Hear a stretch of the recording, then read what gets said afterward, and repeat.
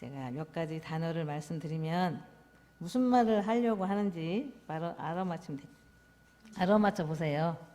가족, 만남, 굴뚝연기, 민족, 전통, 귀경길, 솔나무 잎, 예, 추석이죠. 벌초, 송편, 향내, 성묘, 예, 추석에 대해서 말씀을 드리려고 합니다. 다음 주가 추석인데 그 관성교당은 법회를 쉬어본 적이 없다면서요? 우리 그 회장님은 쉬었다고 하시는데 저 이웃집에 계시는 가수교당 교무님은 관초는 안 쉬어 그러시는 거예요. 명절이라고 뭐 쉬고 뭐라고 쉬고 그렇게 안 쉰다고 법회를 끊임없이 보셨다고. 그래서 예? 아, 바짝 붙여 있을 때는 쉬고 좀 떨어져 있을 때는 하셨어요. 예, 그래서 제가 이 어떻게 해야 되나 안 쉬는데 제가 억지로 쉬었나 하면서 궁여지책으로 방역 지침에 다른 때는 다 한날 1박 2일이든 2박 3일이든 한날 모여가지고 온 가족이 다 모이잖아요. 그래서 너는 어쨌냐, 너는 삼수를 아직도 안 끝냈냐, 아직도 사수를 하냐 해가면서 손주들을 서로 비교하고 막 이렇게 하잖아요.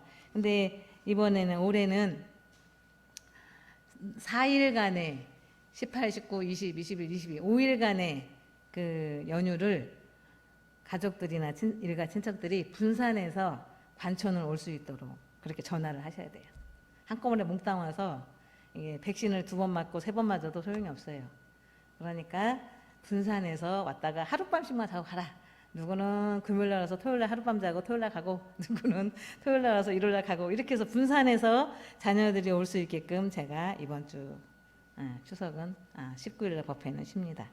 그리고 저희가 전북교구에서 해마다는 잘 모르겠고 전반기에도 교리학교를 했어요. 그때는 이론상 진리, 이론상 신앙, 수행, 법어, 그래가지고 지부장님들이 나와서 강의를 하시던데, 그때는 제가 우리 교도님들 들으세요 이런 말 안 했고 신청하세요 이런 말씀도 안 드렸어요. 그런데 후반기 때는 이제 2학기 때는 교리학교가 우리한테 정말 절실한 상시 응용주의, 집에서도 공부할 수 있는 방법, 내가 공부를 했는데 어떻게 체크를 해야 되는지, 그런 것들을 집중적으로 공부를 하고 집에서 또 혼자 공부하시는 분들이 이렇게 했는데 이게 맞는지 또 잘 모르겠는데 질문도 하고 이렇게 해서 교리 학교가 구성이 됩니다.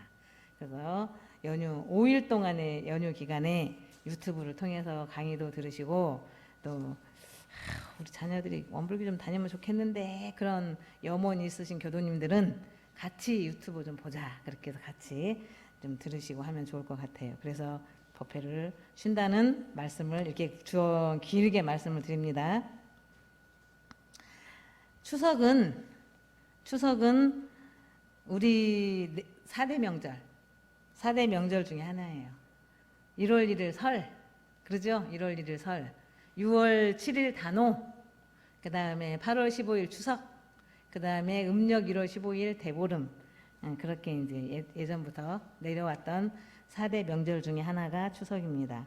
추석은 음력 8월 15일이죠. 그리고 한가위 중추절이라고도 합니다. 한가위의 한은 막 크다는 뜻이에요. 엄청 크다는 뜻. 크다는 뜻이고 가위는 가운데라는 뜻이에요. 가운데. 그래서 한가위란 8월의 한가운데 날, 이렇게 해서 한가위 추석이 정해진 것 같습니다. 1년 동안 비가 올 때는 우리 교도님들이 여유 있어서 여기 앉아서 말씀도 안 하시고, 그리고 조금 이렇게 집에 가시는 속도가 좀 느리세요. 이야기도 하고 안부도 묻고. 해가 났다 하면 안 오시고 교당에 법회 보러 안 오세요. 제가 보니까. 그리고 이제 오시는 분들 계속 오시는데 농사 지으신 분들은 해가 나서 고추를 널어놨는데 구름이 껴 비가 올 것 같아. 그럼 막 꽁지 빠지게 가셔요. 정신없이. 저 많이 파겠죠. 일시에 쫙 하시는 거예요. 그래서 제가 깜짝 놀랐어요. 그래서 무슨 일이 바쁜가 그랬더니 오늘 장날인가 막 했더니 날씨가 꼬물꼬물해. 뭐 널어놓고 오신 거 거두려고 가셨구나. 네, 그렇게 하세요. 1년 동안 그렇게 정성을 들여서 법회를 차치하고라도 막 농사를 지은 것을 햇 곡식과 햇 과일을 조상님께 차례를 지내는 날이 조상님들을 차례를 지내고 또 조상님 계시는 산소에 가서 성묘를 하는 날이 추석이죠? 네, 추석이에요. 그리고 저쪽에서는 서울 대도시에서는 벌초를 한다고 법회를 쉬어요. 교무님 제가 다음 주가 추석인데요. 오늘은 법회를 결석을 합니다. 그래서 그러세요. 벌초를 가시는군요. 그랬더니 그렇습니다. 이제 그렇게 벌초 가는 거에 대해서는 다 묵인을 하고 그리고 벌초를 왜 이렇게 한날 가야 하시는지 지방이 고향인 분들은 거의 뭐 비슷한 날에 쫙 빠지셔요. 그래가지고 그날은 좀 해성해성한 분위기에서 법회를 보곤 했습니다. 이 벌초도 하고 또 햇곡식도 올리고 햇과일도 올리고 하는 그 정신 이면에는 항상 나의 뿌리를 찾고 또 근본을 돌아보고 한 그런 마음이 내재 있어요. 우리 교도님들이나 우리 대한민국 사람들은 우리 뿌리가 되어주신 조상님들, 부모님, 조부모님 그 위에 때 그런 분들을 찾아뵙고 벌초도 하고 하소연도 하고 왜 이렇게 코로나19가 안 잡히는가 모르겠어요. 그래서 제가 개인 사업을 하고 있었는데 접었습니다. 임대료도 못 내겠어요. 인건비도 못 주고 그래서 폐업을 했습니다. 이런 말을 누구한테 해요? 산소에 가서 부모님께 할아버지 할머니께 하소연도 하고 그러세요. 그리고는 추석날 저는 이제 한번 뉴스를 보면 아주 고속도로가 주차장이야. 고속도로 양쪽이 막 주차장이 돼가지고 가는 날은 2시간, 3시간이면 가는 거리를 도로가 뭐 5시간, 6시간 해도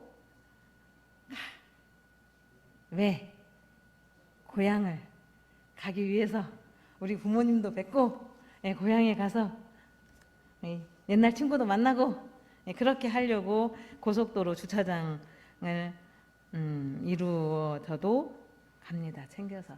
그리고 고생을 한다고 하지만 가서 힐링을 하고 오시는 것 같아요. 보면 힐링을 하고 또 제가 말씀드린 것처럼 서로 하소연도 하고 격려도 받고 그래 내가 우리 부모님한테 이렇게 사랑과 정성에 의해서 내가 이렇게 자랐지 이렇게 성장해서 성인이 되었지 하면서 용기를 갖고 다시 한번 살아갈 수 있는 용기를 낼 수 있는 그런 모티브가 명절이고 우리 이렇게 관촌 고향 계시는 어르신이 그런 역할을 하지 않나라는 생각이 듭니다. 그 회룡고조라는 말이 있어요. 회룡고조. 이제 풍수 하시는 분들이 많이 말을 하는 내용인데요. 이것은 산맥이 처음에 시작했던 산맥이 쭉 흘러오다가 마지막에 끝에 있는 산맥이 어디를 바라보냐? 처음 시작했던 곳을 딱 바라보는 형국으로 된 지형이 명당이다. 지기가 강하다. 좋다. 이렇게 평가를 해요. 자기가 처음 출발했던 데를 돌아봐.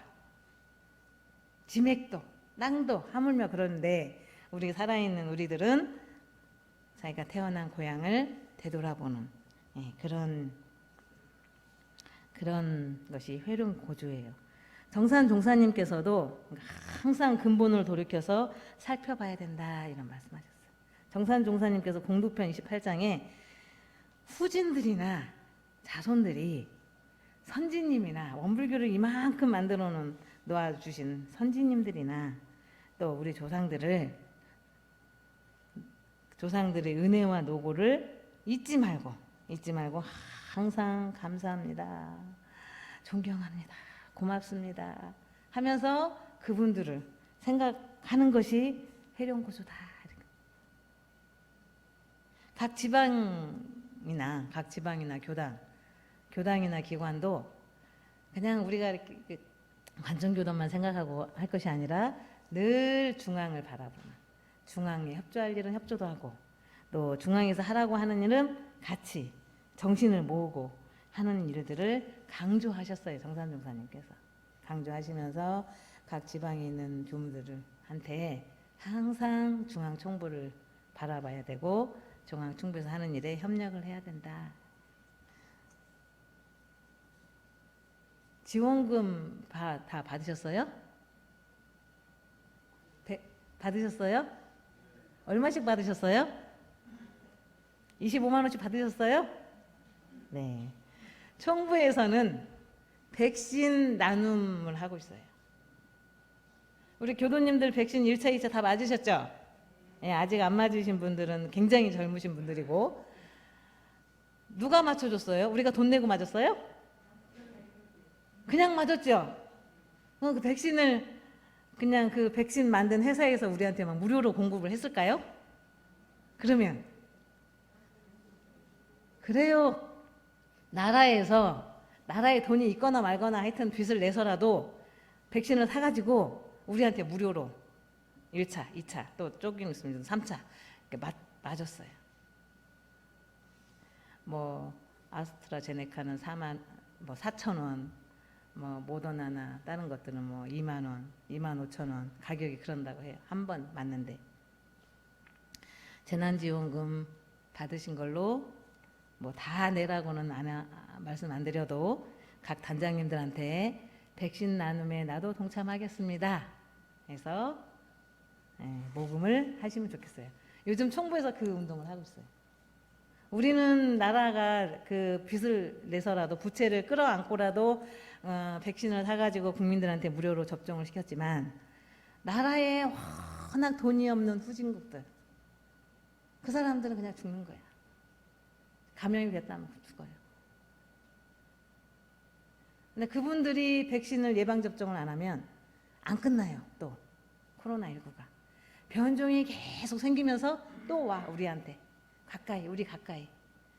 그래서 이 지구상에 있는 모든 나라 세계 인류가 백신 접종을 다 끝내는 그날이 코로나19 끝나는 날이에요. 근데 너무 가난해. 돈이 없어 나라가. 그래서 조금 먹고 살 만한 나라들이 돈을 뚝 떼어서 주면 좋으련만 그렇게는 못하고 국민들이 우리 무료로 은혜를 입었으니까 내가 가난한 나라에 한 명이라도 백신을 맞을 수 있게 내가 좀 도와줘야 되겠다. 그런 총부에서 그런 나눔 운동을 하고 있는데 옛날부터 했어요. 3월, 4월 그때부터. 근데 저는 말씀을 안 드렸어요. 우리 교도님들이 너무 땀을 뻘뻘 흘리고 일을 하셔서 도저히 입에 말이 안 떨어지는 거예요. 그래서 그냥 꾹 참고 있다가 이제 추석 전에 자녀들이 오면 용돈도 좀 받을 것이고 그래서 교무들 추석 명절 세라고 돈 주지 마시고 그 돈 갖고 백신 운동에 참석하세요. 모금 운동에. 저희는 안 받겠습니다. 아셨죠? 교무들 명절 세라고 돈을 준 돈은 그분 이름으로 백신 모금 운동에 참여하겠습니다. 이렇게 해서 회룡고조라고 하는 항상 내가 출발했던 점 거기를 되돌아보는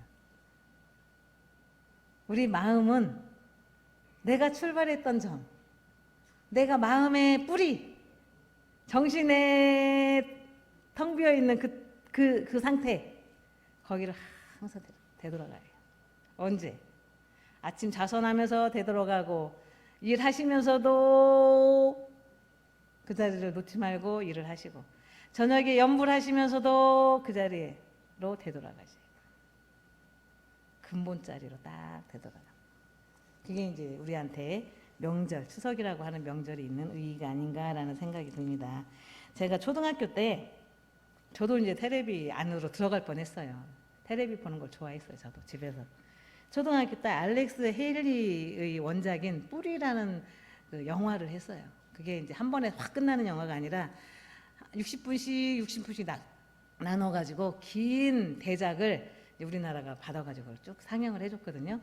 근데 그 흑인 가족이 그 미국 남부 지방에 살던 흑인 가족들이 그 미국의 그 사회에 막 적응해가는 그런 내용들을 담은 거예요. 테마 짤막한 단막극식으로 그렇게 영화를 상영한 적이 있는데 제가 그때 그걸 보면서 이 조상이라는 거, 이 뿌리라는 거 이런 걸 그 사람들이 얼마나 흑인으로서 막 그 많은 이 외부 사람들한테 백인한테 학대도 받고 인간 취급도 못 받고 막 이러잖아요. 그런데도 그 가족들의 그 가족애로 그걸 다 극복을 하는 거예요. 나중에는. 그리고 나중에는 이제 노예 해방까지 되는 그런 과정들을 대작으로 만든 그런 영화거든요. 제가 이제 뿌리에 대해서 근본에 대해서 말씀을 하려고 하니까 그래서 생각도 납니다. 저희 민족이 굉장히 어려운 여러 가지 고난에 지정학적으로 그렇게 생겼어요. 일본 또 위에서 이렇게 막 공격을 받겠다. 저희 대한민국 지도가 딱 그렇게 돼 있거든요. 그래서 고려 시대는 그냥 수없는 몽침, 몽고가 그냥 수시 때때로 막 내려와가지고 우리 아녀자들도 데려가고 아이들도 데려가고 그래서 사실은 단일 민족이 아니에요. 그때부터 가가지고 막 다 섞였어요. 저희는 대륙의 민족들하고. 그러지요.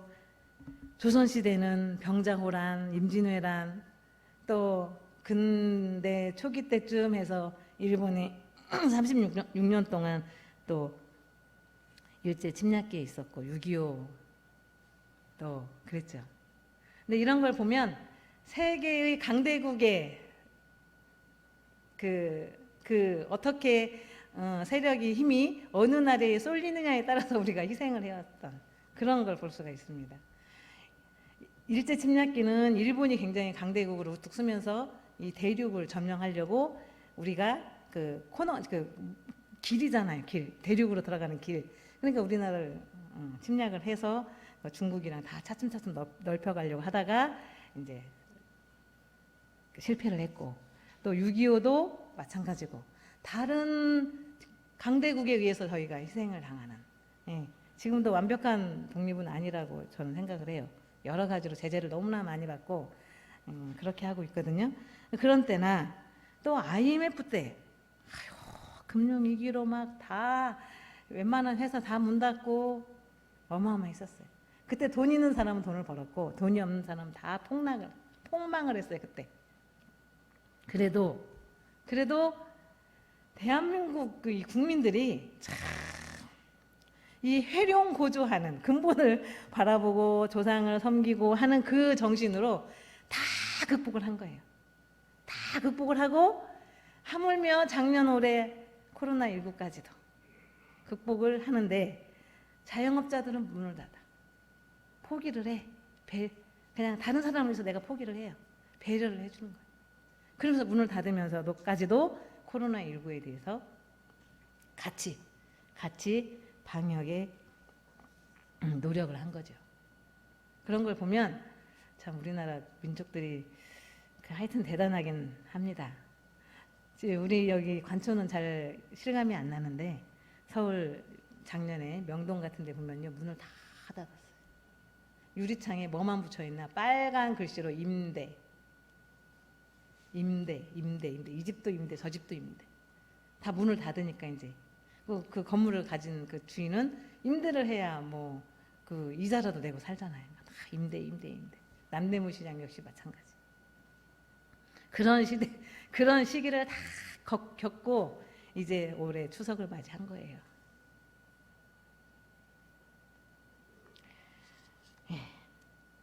저희가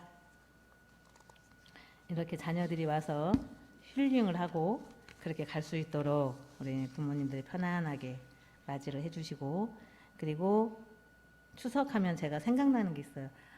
생각나는 게 있는데 제가 처음 주인교무를 제주도 대정에서 시작을 했거든요. 거기는 산소를 앞마당에다 써요. 가까운 밭에다가 아버지도 가서 묻고 할아버지도 거기다 묻고 여기는 아버지 묘, 여기는 할아버지 묘, 여기는 할머니 묘. 가까운 밭에 있어. 밭 가운데에 산소가 있어요. 그리고 처음 거기는 박토기 때문에 풀이나 잔디가 잘 안 자라. 그러니까 돌멩이로 이렇게 막 쌓아놓는 거예요. 그런 이제 그 돌멩이가 세월이 흐르면서 돌멩이가 자갈이 되고 자갈이 흙이 되면서 풀도 자라고 이렇게 앞마당에 산소가 있어요. 제가 대정으로 갔는데 대정에 이제 사고가 나가지고 한 8월 20일 법인절 끝나고 그때쯤 중간 발령을 받아가지고 요양원에 있다 발령받아서 가는데 아니 마당에 산소가 있는 거예요. 근데 산소가 이렇게 딱 보이게 있는 게 아니고 그 산소 주변으로 넝쿨 가시밭으로 이렇게 다 이게 울타리를 쳐놨어요. 아무리 제가 1년을 살고 2년을 살아도 사람들이 안 와, 후손들이. 이상하네.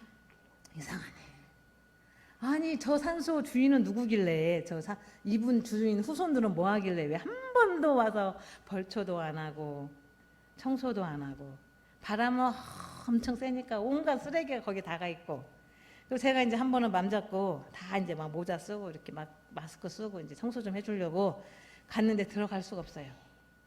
네, 거미줄이 이렇게 친 게 아니라 막 거미줄이 울타리가 돼가지고 막 들어가려면 다 치워야 돼. 한번 어떻게 해서 길을 내서 들어갔는데 벌레가 막 물기 시작하는데 제가 막 깜짝 놀라서 다시 도망 나왔어요. 그러면 쓰레기면 거기 다 난장판이 돼 있고. 그래서 이제 포기를 하고 청소해 주는 걸 포기를 하고 이제 살다가 이제 3년 만에 집을 지었거든요. 어린이집을 하고 법당을 같이 짓는데 이제 그쪽 집을 짓고 딱 그 완성을 해보니까 그 산소가 날마다 24시간 그늘에 있는 거예요. 산소가 늘 그늘 안에 있으면 어떻게 돼요? 후손들한테 나쁜 영향을 미친다. 이게 이제 우리 전통적으로 흘러나오는 말이에요. 그래서 제가 동네 사람들한테 여기 산소 주인이 누구냐고. 글쎄요, 몇 번 바뀌었는데 그럼 우리 대전교당 땅 주인은 원래 누구였냐? 그랬더니 그것도 몇 번 바뀌었어요 하는 거예요. 그래가지고 막 수소문해서 우리가 집을 지고 나니 여기가 늘 그늘이어서 여기 후손들이 잘 안 될 것 같은데요. 이거 파가든지 그래서 그 땅을 우리한테 팔든지 공동묘지로 이사를 가시든지 그렇게 해야 될 것 같다고 만나는 사람한테 제가 말을 했어요. 근데 그게 이제 어떻게 건너 귀에 들어갔는지 그 해 집을 짓고 난 지으려고 하는 그 해 거기가 깨끗이 청소가 돼 있고 거기에 사과, 귤, 감귤, 명태포 한 마리 이렇게 놔져 있는 거예요. 하여튼 3년 사는데 3년째 맞이하는 그 추석 때 그 후손이 와서 그렇게 한 거예요. 그래서 아이고 이 사람이 왔네. 그래가지고 또 이제 어디 사는지 수소문해서 만났어요. 만나자고 좀 우리 집에 좀 오라고 좀 하세요. 그래가지고 만났는데 제가 그랬어요. 그동안은 건물이 저쪽 구석에 있어서 여기가 항상 양지바른 곳이 돼 있었다. 근데 이제 이쪽으로 옮기다 보니 늘 그늘에 그늘 속에 누가 계시는지는 모르겠으나 그늘 속에 계셔서 나 좀 죄송스럽기도 하고 이제는 아이들한테 이 땅을 좀 양보하고 다른 데로 가시면 좋겠다 이 얘기를 했어요. 그랬더니 산소가 한 사람 누워 있는 지금 정확히 평수는 생각이 안 나는데 작아요. 800만 원을 달라고 하면서 800만 원을 주면 팔겠대요. 이제 있는 돈 없는 돈 이제 막 빚 내 가지고 이제 800만 원 주고 샀어요. 사고 어디로 가시냐 그랬더니 공동묘지로 가신대. 공동묘지 가서 독경해드리고 그냥 기도문에 저희가 천일기도 하면서 그랬거든요. 아이고 이 산소 주인이 누군지는 모르겠으나 그동안은 저희가 양보하고 살았습니다. 하지만 앞으로는 우리 아이들이 여기서 마음껏 뛰어놀 수 있게 이 땅을 좀 우리 아이들한테 양보를 하고 다른 곳으로 가면 좋겠다고 천일기도 기도문에 이런 내용을 넣어가지고 했거든요. 가신다고 해서 아니 그 800만 원도 안 비싼 거예요. 그때는 저는 주고 이제 저쪽으로 공동묘지로 옮기고 가서 독경을 해드리고 그리고 이제 거기 정리를 하고 이제 담을 다 이렇게 쌌어요. 싸고 있었는데 제가 제주도 살면서 왜 앞마당에다 왜 가장 가까운 밭에다가 묘를 썼을까 그 생각을 많이 해봤어요. 물어보기도 했어요 사람들한테. 땅이 우리 산이 없으니까 산소를 쓸만한 적당한 땅도 없고 대지도 없고 이런 것이 없으니까 어쩔 수 없이 쓰기는 합니다. 그래서 씁니다. 이렇게 대답하는 분들도 계시고, 어떤 분들은 그래야 날마다 우리 아버지를 생각하게, 제주도 말로 그렇게 말했어요, 저한테. 날마다 보면서 우리 아버지를 생각하고, 날마다 보면서 우리 어머니를 생각하고. 예. 그리고 제주도는 옛날부터 고기를 잡으러 가가지고 풍랑 만나면 전멸이잖아요. 그 배를 타고 간 사람은 전멸이에요. 그래서 홀로 된 여자들이 많아요. 남자들이 배 타고 나가서 죽어가지고. 네, 그러니까 그런 거 저런 거 생각해서 항상 보이는 곳에 그 산소를 묘를 쓴다 이 말씀을 하시더라고요. 그 정도로 제주도이든 관촌이든 서울이든 조상을 생각하고 근본을 바라보는 건 다 똑같은 대한민국의 정서다라는 생각이 듭니다.